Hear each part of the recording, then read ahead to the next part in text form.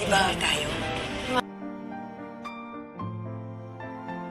Aking tala sa gabing madilim, ikaw ang bawat sana sa lahat ng hiling, sa hirap man o sa saya Ay, grabe talaga nangyari ng sabot kamay na pangharap na kung saan ipinakita na nga.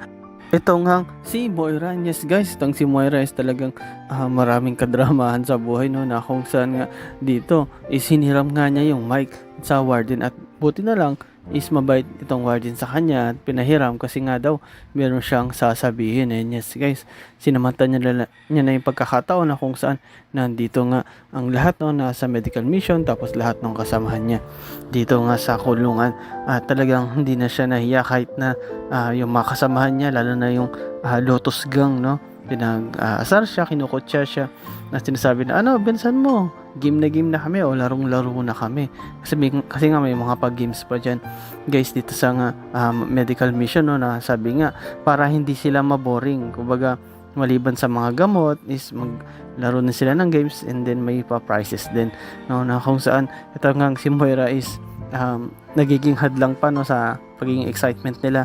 At yun nga guys, na sinamantangal niya yung pagkakataon na kung saan dito sinabi niya yung lahat ng nararamdaman niya. Actually dito nga sinabi niya sa kanya daw Apex family, no, na kung saan noon daw nung nandun siya sa Apex, alam ko na karamihan sa inyo o halos lahat sa inyo is naiinis sa akin dahil nga sa masama akong pag-uugali, pagsalita. Ngunit ngayon is humihingi ako ng tawad o nagsosorry ako sa inyong lahat. And yes guys, ito si Moira, no, talaga nagsosorry siya sa lahat, pero di mo alam kung talagang totoo ba yun o hindi, no. Di mo alam din kung sincere ba siya talaga sa ginagawa nga niya. Kahit nga yung mga kasama niya sa kulungan. Ako, Moira, di ba sabi namin sa iyo mahirap magpangkap? Sige na, magalit ka na, ilabas mo na yung totoong Moira at totoong pangil mo. Ngunit dito, this time makita natin na si Moira talaga is humihingi ng tawad para sa lahat. Pero ang tanong nga dyan guys is, totoo ba talaga na humihingi na siya ng tawad? Totoo ba talaga na nagbabago na siya? Baka naman nagbabait-baitan lang ito. Please comment down below and please subscribe. At yun nga guys, no, kahit nga itong mga nurses, itong nga si Nurse Evan is tila hindi naniniwala. Makita mo sa kanyang itsura na tila nag-iisip siya kung totoo ba yun, no, kahit sino man makarinig, no, na kahit nga itong si Dr. Ray, sabi niya konti na lang maniniwala na ako kay Moira. Yes guys, kasi yun nga yung balita na ito ngang si Moira is talaga nagbago na sa kulungan. Pero kung titignan nyo, parang ang bilis naman, ano.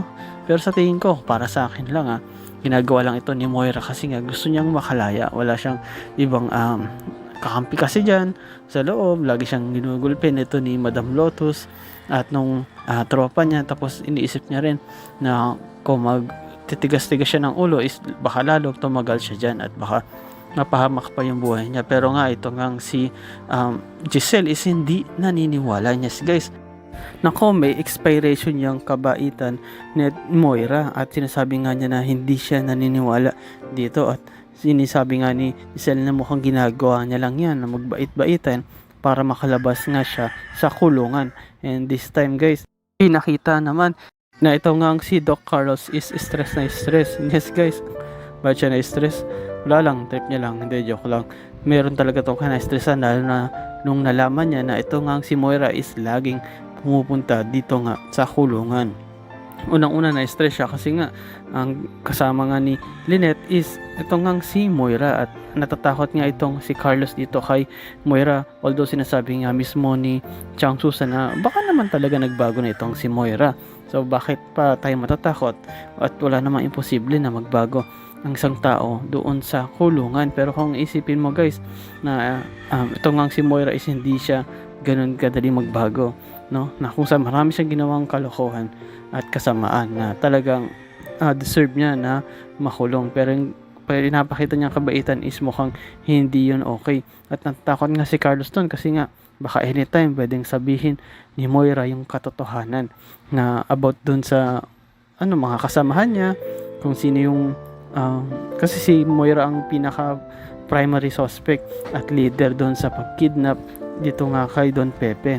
At dahil wala na si Don Pepe, wala na mga ibang makapagsalita ng katotohanan kundi kay si Moira lang. Paano kung sabihin ni Moira dito nga kay Lynette yung katotohanan? At sinasabi nga mismo ni Carlos dito kay Chang Susan na hindi ako naniniwala nagbago na itong si Moira. Kumbaga sinisiraan to ni Carlos sapagkat sabi nga ni Carlos na traitor yan si Moira. Yes guys, matandaan nyo rin na itong hang si Moira is may ginawang kalokohan nga dito kay Carlos. Ito nga yung mastermind kung bakit nadukot at nakidnap nga itong si Lynette. At nainis pa nga talaga si Carlos dito kay Moira, pero wala lang siya magawa kasi may nalalaman din tong si Carlos dito nga sa kidnapping. Kaya once na away niya tong si Moira is baka ilaglag siya neto.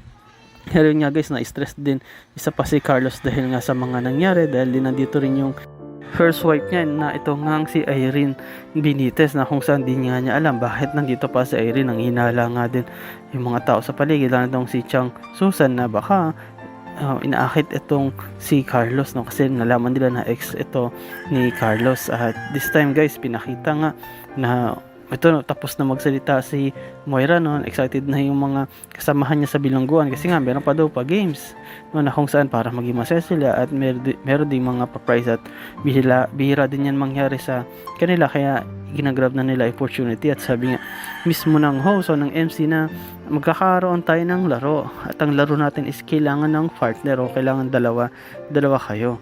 At ito namang si Moira is sakto kasama niya itong si Zoe, no? At sabi nga niya naghihingi siya ng partner, kaya ang ginawa niya is lumapit siya kay Lynette. And then sabi niya kay Lynette, Lynette, and then nagulat si Lynette na pagtingin niya si Moira pa rin tumawag sa kanya. And then sabi ni Moira na, Lynette, pwede ba kitang maging kakampi o pwede ba kitang maging partner? And then nagulat nga itong si Lynette. At itong si Lynette, kahit itong si RJ nagulat sa paglapit ng Moira.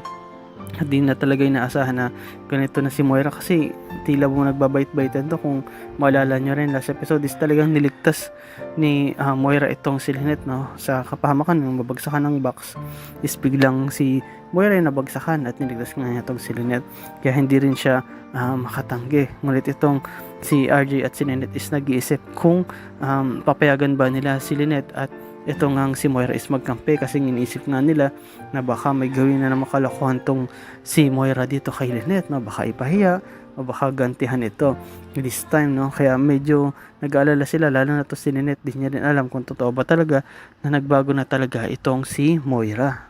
At niisip nga nila, bakit ako? Ang dami naman dyan. Ngunit itong si Zoe, sinasabi nga niya na please pagbigyan niyo naman si Moira kahit this time lang. Pero ang tanong dyan guys is, eto kayang si Moira is totoong nagbago na? O baka naman nagbago lang siya ng strategy, kunwari mabait, yung pala nagbabait-baitan para makalabas siya at para nga makaganti na rin dito nga sa mga tanyag. Kasi ayun naman talaga yung plano niya, no? Noon nung siyasaktan siya na gusto kong makalabas para gantihan tong si Lynette, lalo na tong si Giselle. Or talaga bang nagbago na itong si Moira? At ito kayang si Carlos, kailang kaya mabubuking sa totoong relasyon nila ni Irene at itong si Lynette? Ano kayang gagawin niya para maprotektahan sarili niya laban dito kay Moira? And yes guys, salamat sa panonood nyo sa aking channel, sa inyong pag-like, pag-comment at pag-share. At yun lang guys, ingat palagi. Bye bye.